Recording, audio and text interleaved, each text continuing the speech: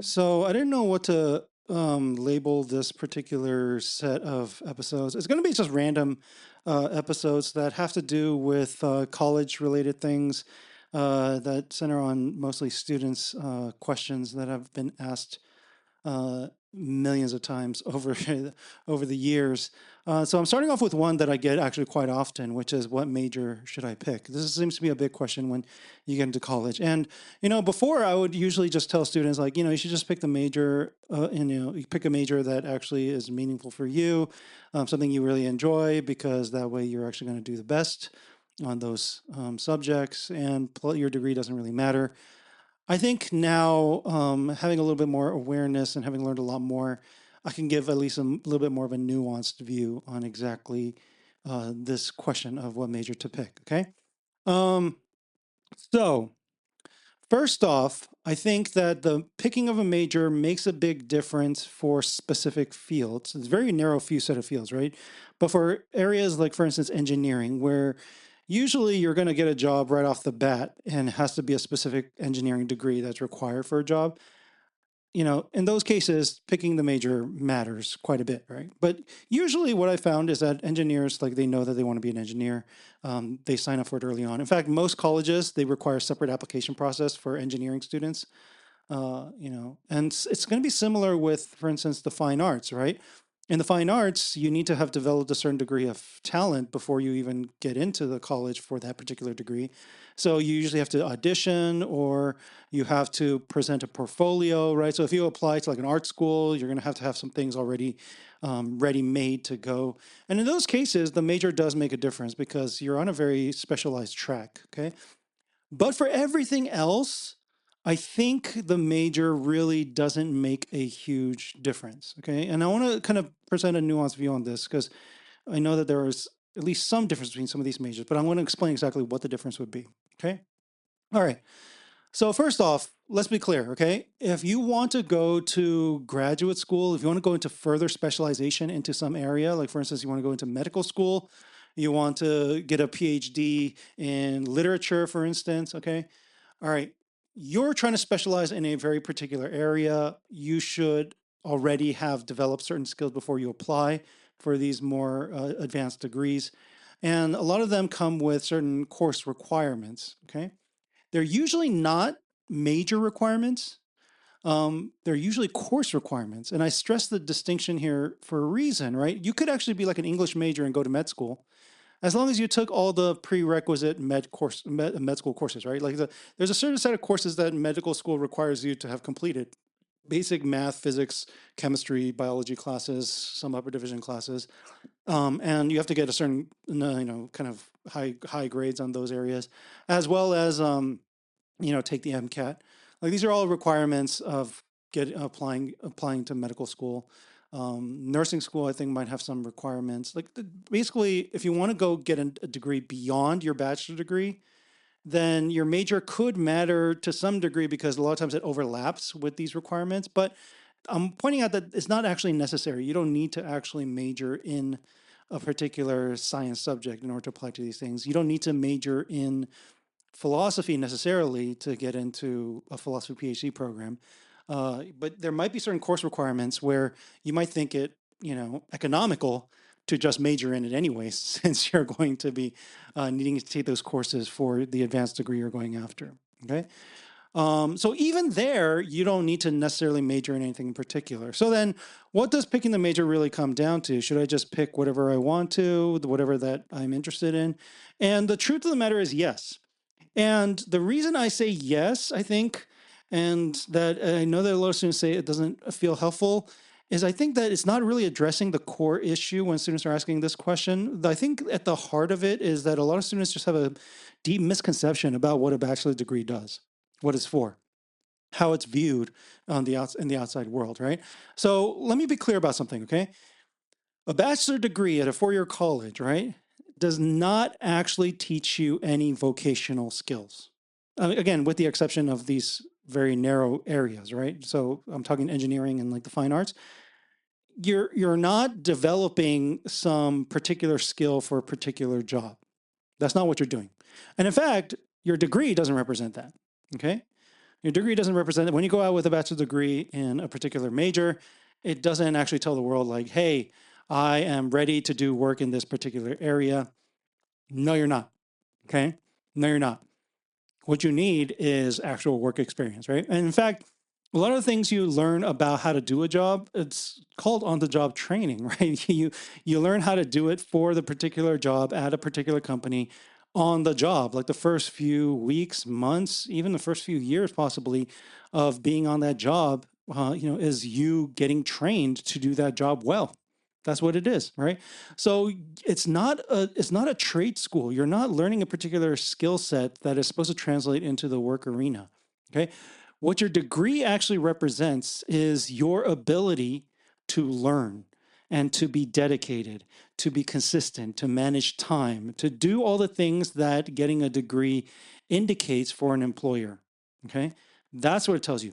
Your readiness for a particular job is indicated by work experience, right? So if you actually, like a lot of students come out of college and they're like, I can't get a job because all these places are demanding that I have some work experience, but I don't have any work experience. I just have my degree, but I thought that would be enough to indicate that I know how to do it. Well, employers know that having a degree doesn't mean shit. It doesn't mean that you can do the job. It just means that you can learn possibly to do the job, but it's not a track record for you having done a similar job or knowing how to do the job, right? And it would be arrogant for you to think so because you haven't had that sort of experience. What you need is work experience. This is part of the reason that it's important in college to not focus so much on the major, but focus rather instead, if you're planning on going into workforce right after, to get your work experience up, right? Whether it's through internships, whether it's through various volunteering opportunities, some hands-on experience in the particular field you want to work in, so that you can demonstrate to an employer like, hey, I have experience doing this particular job. Your degree only tells them that you could be reliable, right? Like if you finish a degree, that means that you were able to dedicate, 4 years of your life or more to studying, to making sure that you complete all the assigned tasks, that you could follow directions. That's what it tells the employer. It doesn't tell you you can do the job necessarily, but your work experience would. So you should focus on those areas, the things that actually are real life work experiences to translate over to something like a job. Okay. The major doesn't really matter. Okay. Now that said, I want to be clear about something. Okay. Different majors train different skills. Okay. Let me repeat that real quick so that it really sinks in. Okay. Different majors train different skills and do so to varying degrees. Okay. Let me kind of explain exactly what I mean, right? Ideally, your college education should have consisted of sufficient general education that you know how to do the basic reading, writing, and critical thinking skills. But beyond that, each major trains you in a different way of thinking about the world. I'll give you some examples here, right? So, for instance, in philosophy, we're very big on logic and in writing in a very particular way where it's clear, concise, accurate, direct, able to make subtle distinctions, able to explain big picture ideas, complex abstract ideas. And that's what you'll be trained to do because that's what the subject matter is. That's what we deal with, right? And your writing and reading skills will be particularly sharp because that's what you're trained well to do. Okay. Uh, it's going to be a little different for, let's say, somebody who is studying history, where they're probably going to be much better in terms of telling a story, a narrative, especially one that's rooted in historical context, analyzing historical texts, right? Unless you did a lot of that in philosophy, you're not going to be trained as well as somebody who studied history. And then you're probably going to be really well trained in seeing bigger, long-term intergenerational picture, how the past impacts the present, right? You're going to be able to kind of see these things a little bit more clearly with the background knowledge, but also with the training that you receive, okay? And that's going to be very different than somebody who studies chemistry, who is probably going to be focused on very, very particular systems, rules, laws, application, maybe. It depends on what area of chemistry you're going into, right? You're going to be trained in being very detail oriented because it matters, right? Analytic skills, you're probably going to develop quite a bit. Okay. And that's going to be, again, different than somebody who studies psychology, who has a deeper understanding of human nature, about what makes people tick, because that's the area of your focus, you're going to be more focused on developing the skill to, being able to understand people, as opposed to maybe systems of governance or something, right? Um, in other words, what I'm saying is this, right? Your major, depending on your major, you're going to be better trained in certain areas. You're going to be better prepared for certain ways of working. Okay. So if you know that you want to do a certain type of work, then it would be helpful for you to find a major that trains you well in that type of work. Okay. Now, again, like I said, ideally, all majors have enough of everything.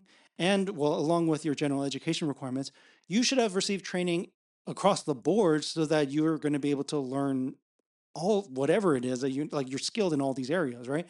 That's ideally, okay? But the reality is that some of these areas are just better at it than others, okay? And it's not because there's a major that's quote unquote objectively better than another major in training students. No, it's just that each major deals with different topics and they approach it in a different way. And as a result, depending on what major you do, you're going to be better trained in the way that it's done in that particular major, okay? So then, should this make a difference in terms of picking out your major? Well, I'm guessing not. And the reason I say not is that, look, if you're drawn to a particular topic, you're probably also going to be drawn to the way in which the thinkers think with regards to that in that particular field. And that's probably also correlated with the kind of work that you want to do, right? Like you're drawn to what you're drawn to for a reason, and that's probably what you're going to still be drawn to when you're looking for work. Okay. So it's going to be weird to try to cater your major for a specific goal that's different than something you're already kind of drawn to. Like that feels a little strange. So this is part of the reason that I always tell students, like, go with what you actually enjoy learning and try to be the best at that. Because I think what you'll end up finding is that you were drawn to that subject for a reason. You were trained in that a field of study, and that has helped you develop a certain set of skills that will translate into areas that you want to go into that are good for those things, right? You need to understand it in this way because I think it does a couple of things. It allows you to identify your strengths, because then you realize like, hey, my being drawn to this major and studying this particular major has helped me develop a certain set of skills that translate over well with certain types of work, not in a particular field necessarily, but like certain type of work, right? Whether it's like data analysis type of work where you're, analyzing like a bunch of numbers, or whether it's you're being able to see the big picture and being able to manage a bunch of people, right? Like, it's going to translate into a certain type of work. Okay. It's going to train you for that. But B, it's also going to humble you to some degree because as you're going to realize like, hey, it actually trained me well for one type of work, but it didn't actually train me particularly well for a different type of work. And as a result, I need to either A, develop some additional skill sets to help me, with some of these areas that I'm weak in, or B, and this is also another great option, leave it up to somebody else to do, right? This is part of the reason that not everybody wants to go after the same jobs. We're different people. We're good at different things. We enjoy doing different things. And so leave it up to somebody else who enjoys doing it. Look, let me be honest with you. I really don't like, doing like home improvement stuff. I don't enjoy it. I developed some skills doing it, just having owned a home and to try to reduce the cost of getting help. But I really don't like doing it. So I will do the bare minimum of things I can fix, with minimal effort, and everything else I'll hire somebody else to do. And this is what you need to kind of figure out. You need to figure out what it is that you enjoy doing, what you're willing to do, what you like doing, and differentiate that from things that you are not good at, that you don't enjoy doing, that you would rather have somebody else do, right? Because the truth of the matter is the job you're looking for isn't going to demand you to do everything. That's a weird job. Most jobs are going to ask you to do a particular set of tasks or, some combination thereof. And usually what they'll do is they'll find somebody else who is better at the other areas that you might not be so strong in. It doesn't mean that you're a bad candidate. It just means that you're a good candidate for a particular set of jobs. And that's okay. And in fact, I think that's probably what's going to help you the most in figuring out exactly where to apply, what kind of jobs to apply for, how to narrow down your job search, right?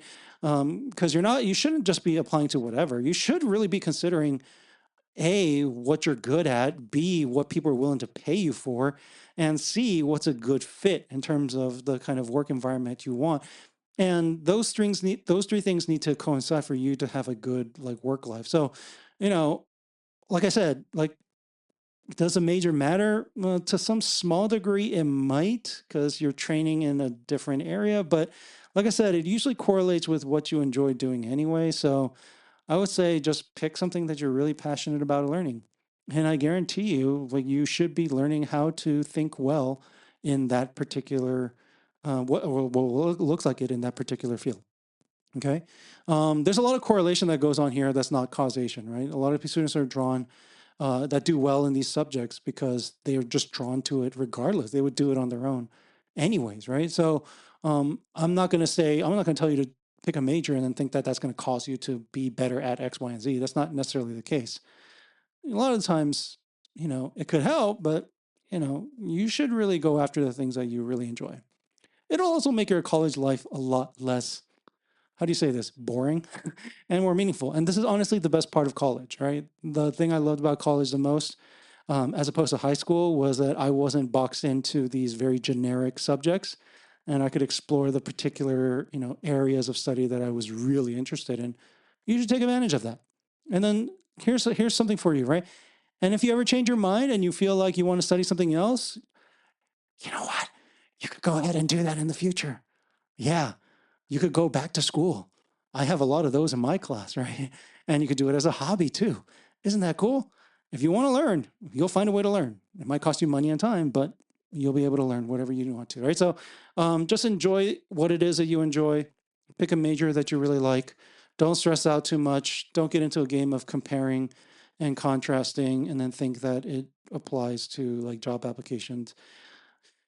You know, unless a job specifically requires you to have a degree in a particular area, if it's even just recommended, you could always spin whatever skill set you've developed and say that, hey, I am trained to learn in this particular job. So I'm ready to go, right? And like I said, what matters most will probably be your job experience anyway. So time to work on those, right? Those internship and those summer and school year part-time job applications, develop some of the background to show people you are capable of doing the work.